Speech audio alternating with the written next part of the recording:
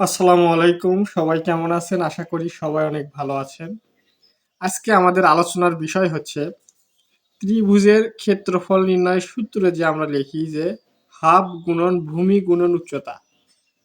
তো এই ত্রিভুজের ক্ষেত্রফল সমান যে এই সূত্রটা আমরা লিখি, এই সূত্রটা কিভাবে আসলো? এর ইতিহাসটা কি? সেটা আমরা আজকে জানার চেষ্টা করব। তো ইতিহাসটা খুবই মজার। জানলে আশা করি আপনার অনেক ভালো লাগবে। ঠিক আছে?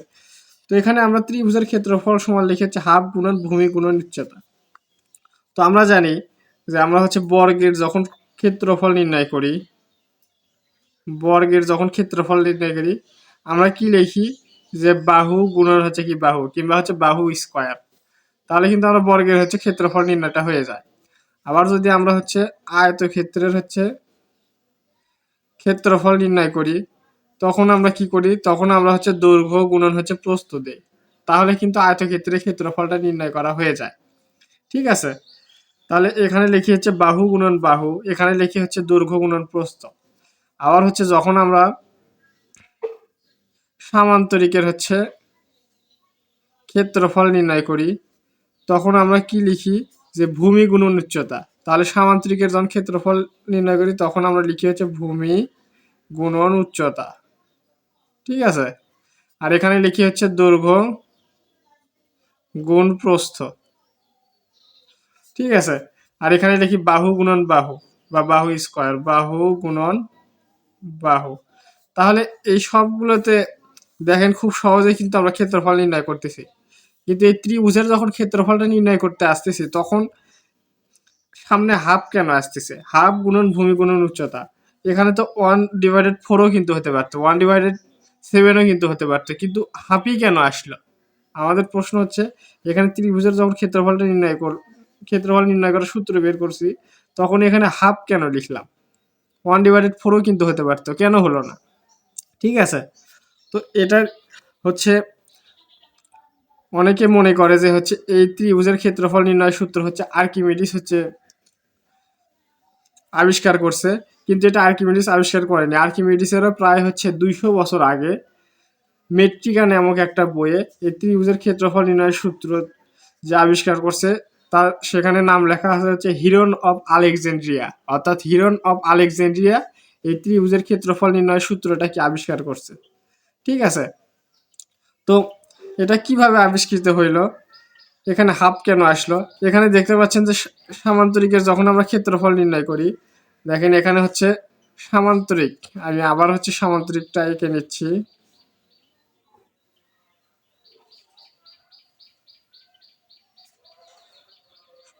সামান্তরিকের হচ্ছে যখন আমরা হচ্ছে ক্ষেত্রফলটা নির্ণয় করি, তখন আমরা লিখি ভূমি গুণন উচ্চতা। ঠিক আছে? তো হিরন অফ আলেকজান্ড্রিয়া যখন হচ্ছে ক্লাস করতেছিল, তখন তার টিচার বলতেছিল যে এখানে হচ্ছে কি যে সামান্তরিকের ক্ষেত্রফল নির্ণয়ের সূত্র হচ্ছে ভূমি গুণন উচ্চতা, কিন্তু ত্রিভুজের ক্ষেত্রফল নির্ণয়ের সূত্র এখন আবিষ্কার হয়নি। তো হিরন অফ আলেকজান্ড্রিয়া চিন্তা করলো যে এখানে হচ্ছে সামান্তরিকের ক্ষেত্রফল ভূমি গুণন উচ্চতা। তাহলে এই মাঝখান দিয়ে যদি আমরা একটা হচ্ছে কর্ণ এঁকে দেই, তাহলে কিন্তু এখানে হচ্ছে এই একটা ত্রিভুজ, এই একটা ত্রিভুজ, দুইটা কিন্তু ত্রিভুজ হয়ে যাচ্ছে। তো তখন দুইটা ত্রিভুজ যখন হয়ে গেল, তখন এই একটা ত্রিভুজের যখন আমি ক্ষেত্রফল নির্ণয় করব, তাহলে সামান্তরিকের এই পুরোটার ক্ষেত্রফল হচ্ছে কি ভূমি গুণন হচ্ছে কি উচ্চতা। ঠিক আছে? তাহলে যখন একটা ত্রিভুজের ক্ষেত্রফল আমরা নির্ণয় করব, তারাই কিন্তু আমরা হাফ বসে দিতে পারি, অর্থাৎ অর্ধেক কিন্তু বসে দিতে পারি। তাহলে হাফ বসাই দিলে কিন্তু তাহলে কিন্তু এই একটা হচ্ছে ত্রিভুজের ক্ষেত্রফল নির্ণয় কিন্তু হয়ে গেল। তার মানে এই সামান্তরিকের ক্ষেত্রফল থেকে হিরন অফ আলেকজান্ড্রিয়া কিন্তু হচ্ছে ত্রিভুজের ক্ষেত্রফলটা কিন্তু নির্ণয় করছে। তাহলে এখানে দেখেন এটা একটা ত্রিভুজ, আর এটা হচ্ছে এটা একটা কি সামান্তরিক। তাহলে এই সামান্তরিককে দুই ভাগে ভাগ করলে কি দুইটা ত্রিভুজ হয়ে যাচ্ছে সমান ভাগে। তাহলে সামান্তরিকের ক্ষেত্রফল হচ্ছে ভূমি গুণন উচ্চতা। আর তাহলে এই সামান্তরিককে অর্ধেক করার ফলে একটা ত্রিভুজ তৈরি হয়েছে। এই ত্রিভুজ তৈরি হওয়ার ফলে কি দুইটা ভাগে ভাগ হয়ে গেছে। সেজন্য সামান্তরিকের ক্ষেত্রফল নির্ণয়ের সূত্রের আগে কিন্তু একটা হাফ বসাই দিছে। তাহলে কিন্তু হচ্ছে এই ত্রিভুজ নির্ণয়ের সূত্রটা কিন্তু হয়ে গেল। ত্রিভুজের ক্ষেত্রফল নির্ণয়ের সূত্রটা কিন্তু পেয়ে গেলাম। সেই জন্য এখানে দেখেন ত্রিভুজের ক্ষেত্রফল নির্ণয়ের সূত্র হাফ গুণন ভূমি গুণন উচ্চতা কিন্তু দেওয়া আছে। তাহলে এখানে দেখেন, এখানে যদি আমরা হচ্ছে কি আঁকি, সামান্তরিকটা যদি এঁকে নেই যে এভাবে, এভাবে যদি সামান্তরিকটা এঁকে নেই, ঠিক আছে, তাহলে দেখেন এই সামান্তরিকটা আঁকালাম, আঁকানোর পরে এখানে একটা ত্রিভুজ তৈরি হলো, এখানে একটা ত্রিভুজ তৈরি হলো। তাহলে সামান্তরিকের পুরো ক্ষেত্রফল নির্ণয় সূত্র আমরা কি জানি, ভূমি গুণন হচ্ছে কি উচ্চতা।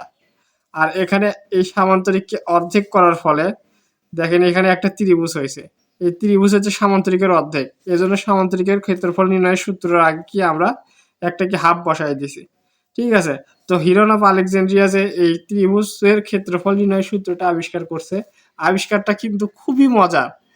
ঠিক আছে, আবিষ্কারটা কিন্তু খুবই মজার। এখানে দেখেন যে সামান্তরিকের অর্ধেক হচ্ছে ত্রিভুজ, এই ত্রিভুজের ক্ষেত্রফল নির্ণয়ের ক্ষেত্রে কি এই সামান্তরিকের অর্ধেক, সেজন্য কি সামান্তরিকের ক্ষেত্রফল নির্ণয়ের সূত্রের সাথে কি হাফটা হচ্ছে কি যুক্ত করে দিয়েছে, তাহলে কিন্তু ত্রিভুজের ক্ষেত্রফলটা নির্ণয় হয়ে গেছে। আশা করি সবাই খুব ভালোভাবে বুঝতে পারছেন। তো সবাই ভালো থাকবেন, সুস্থ থাকবেন। আজকের মতো ক্লাসটি এখানে শেষ করছি। আসসালামু আলাইকুম।